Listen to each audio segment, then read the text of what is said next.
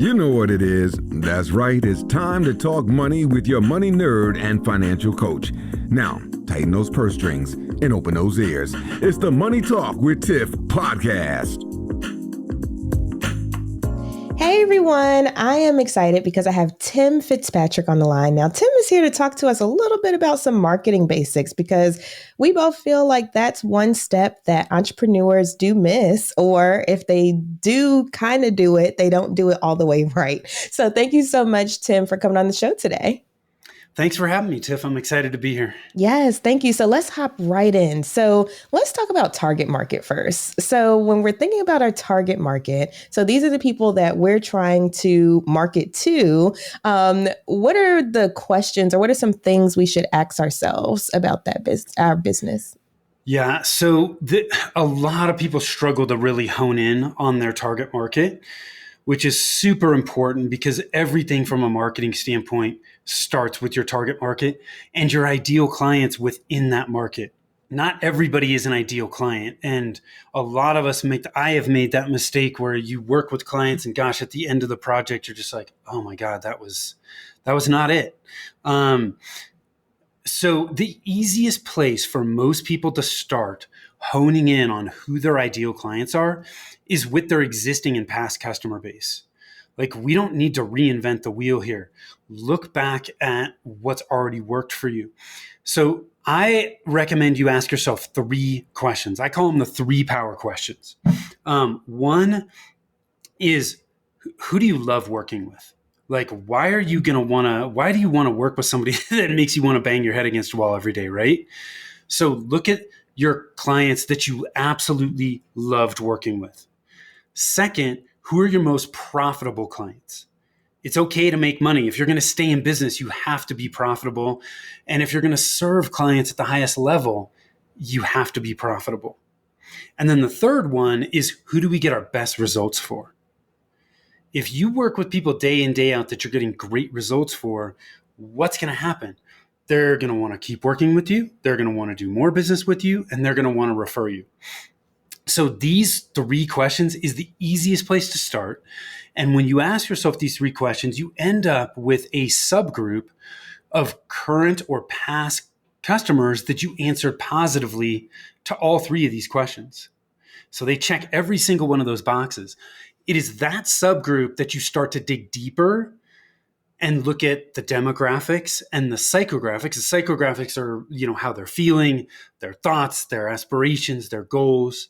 And when you dig deeper into the demographics and psychographics, what typically ends up happening is there are even smaller groups that share commonalities that come to the surface. Those tend to be your ideal clients. And you should not have more than 1 to 3 ideal client types. Okay. Easiest place to start. Awesome. And actually, that's a good exercise that I'm thinking I need to do myself for my business, because that is very practical and something that I can go back, for instance, with my financial counseling and say, okay, these clients were really good. They stayed a while. They actually made some progress. These didn't do too good. Maybe they didn't stay on track or wasn't going to their meetings or what have you. And so I can kind of sort people out like that and then dig into those people that actually checked all the boxes. So I love that idea. Now, let's say, for instance, we have our target market down. What's the next thing that we need to think about? The next fundamental is our marketing message, which is how we communicate our value, how we differentiate ourselves within the market. And you can't create a message that's going to engage the people you intend to attract until you first know who the hell those people are, right? It's simple, but so many of us skip it because we're just battling information overload when it comes to marketing. So once we understand who our ideal clients are, then we can start to look at our marketing message. There are 2 big mistakes people make with their marketing message. One is they make it hard for people to understand what they do.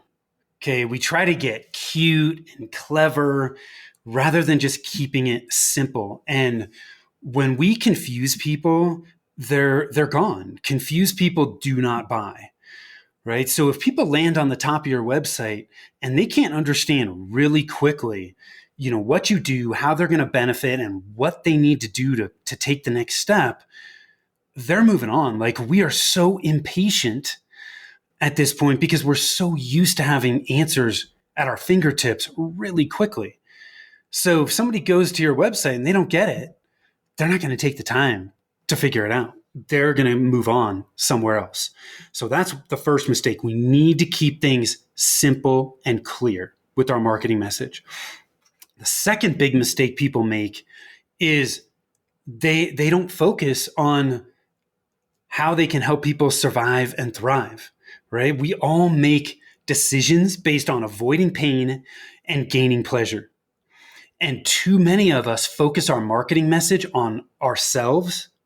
Hey, we're so great because of X, Y, and Z. Our customers, our clients don't care. They care about what's in it for them. How can we help them solve the problem they have or meet the need that they need addressed to help them get from where they currently are to where they want to be? So our marketing message needs to focus more on our clients, problems they have, and the results that they're looking for that we can help them get, and not ourselves. So those are two big mistakes people make with their message, with their marketing message. If you can avoid those, you are head and shoulders above everybody else. Yes, I definitely agree, because I know with the first one, I have struggled with that because I do a lot. And so, I've even had people say, Tiffany, what do you do? Like, how many different things do you have your hand in? And so I have just recently started like making sure that my intention is clear with the different parts of my business. And the two different parts, it's not the same audience either. And so now I'm starting to keep those separated so that way I can target who I want to target. Well, and here's another quick tip. Mm-hmm. If you really want to get great messaging, it needs to be in your ideal client's words, their language, not your own, right? Because when you speak in their language, that's what's going to resonate with them. The easiest way to do that is to go back and interview your ideal clients. Interview your ideal clients. These are not difficult conversations. 10, 20-minute conversation, and just find out, hey, what problem did they have when they started looking for somebody like you? Why did they choose to work with you? What results and benefits are they now experiencing, right? Just dig a little bit deeper to understand them and their thought process. You will get tons of amazing information from that. Oh, that's good. Now I'm over here like, oh, I need to have like these quick interviews with all my clients. Quick interviews. Yeah, just to see, because I used to do a 3-month survey, which I haven't done in a while, but I feel like surveys don't quite do it justice. I think what you said, doing the interviews like person to person, one-on-one, I think that would be more impactful. So, okay, we have our target market. We have our marketing message. So what's the next step in getting our marketing fundamentals together? The next thing is we need to have a plan of how we're going to get that message in front of those people. And there's so many people that just go about marketing haphazardly. We're throwing spaghetti up against a wall, hoping it's going to stick. And that's just no way to get consistent, repeatable results. It makes it really difficult to understand why something worked, if it actually does work. We've got to have a plan and realize that there is no perfect plan. Okay. So, a lot of people are like, oh gosh, I don't know if this is the right plan. You got to just put the plan in place, take action, and you'll learn from that. As you learn, you can make course correction and adjustments. So here's what I recommend with the marketing plan: 90-day plan. Forget a year-long plan.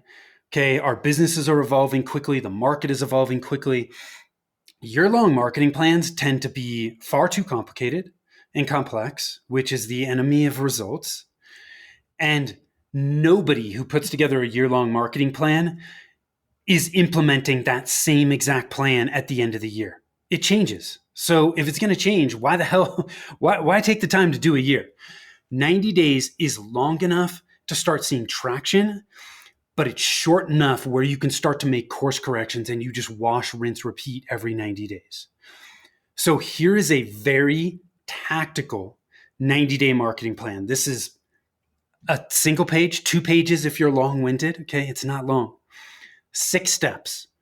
First, who's your target market, right? I want a paragraph at least of who your 1 to 3 ideal clients are.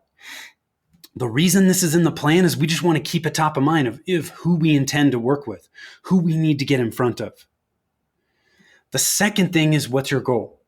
What's my goal for the next 90 days? Specific, measurable, it's going to be time bound. Okay, but do I intend to bring on 5 new clients in the next 90 days? Okay, we want to have an idea of where we're headed. The thing that's important with a goal like this is, the way it was described to me is, this is an outcome-based goal. The thing with an outcome-based goal is there are things beyond our control that may get in the way of us actually hitting this goal, right? So we need to, I think it's important to know where you're headed, but I think it's also important to not get so attached to that if you do everything you can and you don't hit it, that you don't get demoralized, right? And the wheels come off. So just keep that in the back of your mind. It's important to have a goal, but I tend to focus more on the actions that I can take, that I can control, than the larger goal itself. So, third step, budget and resources. This gives us an idea of what we have to work with so that you don't bite off too much or you don't bite off too little with your plan. So, do I have $500 a month? Do I have $50,000 a month? Is it just me and I've got like 4 hours a week to spend on my marketing? Or do I have a team of people that are working for me? With resources, we need to look at time, but we also need to look at capability. Tiff, if you're on my team and I tell you, hey, I want you to manage my LinkedIn account, and you're like, what's LinkedIn? That's probably not going to be a good fit, right? I need to level up your skills, or I need to find somebody else to fill that role. Fourth step is, what's our current plan? And I know some people may not have a plan. That's okay. What we're doing here is getting a baseline. We need to know where we're starting from. Your GPS can't tell you how to get to the airport until you tell it where you're starting from.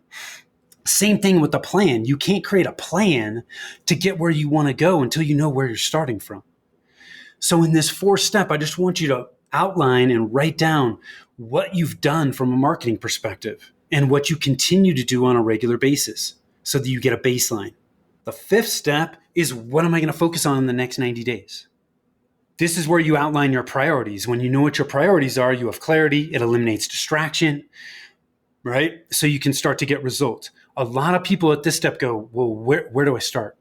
Easiest place to start. If you don't have target market and your messaging down, you got to start there. Otherwise, you're going to waste time and money. Second, your website. Super important, because everything you do from a marketing standpoint, whether you're a 100% referral business or you're generating leads from 5 different channels, every activity you take from a marketing standpoint drives people back to your website. If the message sucks, it doesn't have good calls to action, it looks like it was built in 1999, that is going to negatively impact your results. The third lowest hanging piece of fruit is what's already working. Too many people are like, oh, I need to be on TikTok, or I need to have a YouTube channel, or I need to have a podcast, but something's already working for you. I think it's a waste of time to jump into a new marketing channel until you've optimized what's already working. Fill the gaps that you have in that process. Do more of what's working in that process and optimize that fully. That's where you're going to get the quickest results. Then you can start to move into other channels. Last step, 6th step, is metrics. What metrics am I going to track? The metrics are going to help guide your decisions and help you make strong decisions and help you determine whether the actions you're taking are working or not and where you need to make course corrections. The 3 easiest metrics to start with. Leads. How many leads am I generating each month? Where are those leads coming from? So lead source. When you understand what the lead source is, now you start to have an indication of what marketing channels you're using are actually generating leads. And then the 4th is, how many clients am I getting each month, right? That helps you understand how many leads are converting to clients. That's your conversion rate. There's a ton of other metrics you can track. Those are the 3 easiest ones to start, and then you can start to expand from there. So that's a simple 6-step, 90-day marketing plan.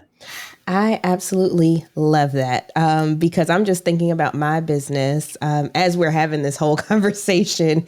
And for instance, this year I focused a lot on the podcast and I was doing all of these little things that you talked about, but it's not in black and white and it's not in one place. It's like I'm doing a little of this over here, a little of this over there.